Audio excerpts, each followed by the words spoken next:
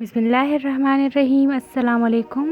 हज़रत सैयदा फ़ातिमा रज़ियल्लाहु अन्हा को नबी अकरम सल्लल्लाहु अलैहि वसल्लम से बहुत मोहब्बत थी। एक बार आप रज़ियल्लाहु अन्हा नबी अलैहिस्सलाम के घर तशरीफ़ लाई। आप अलैहिस्सलाम ने पूछा कैसे आना हुआ। आप रज़ियल्लाहु अन्हा ने दुपट्टे का पल्लू खोला, उसमें आधी रोटी थी। नबी करीम सल्लल्लाहु अलैहि वसल्लम की खिदमत में पेश करके कहा, अब्बा जान आपके लिए तोहफ़ा लाई हूँ।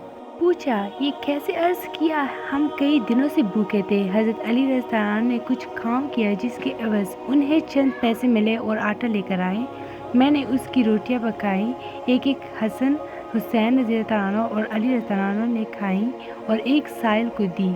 जब मैं अपने हिस्से की रोटी खा रही थी तो दिल पे ख्याल आया, फातिमा तुम बैठी रोटी खा रही हो, पता नहीं अब्बाजान को खाने को कुछ मैसर है भी कि नहीं, इसलिए अपनी बकिया आधी रोटी आप अलैहिस्सलाम की खिदमत में लाई हूँ, हदिया कबूल फरमा लीजिए।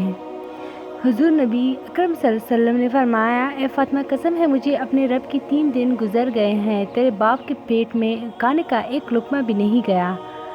अल्लाह अकबर। 2 जहानों के सरदार का ये आलम है कि 3 दिन से कुछ नहीं खाया, फाके काट रहे हैं।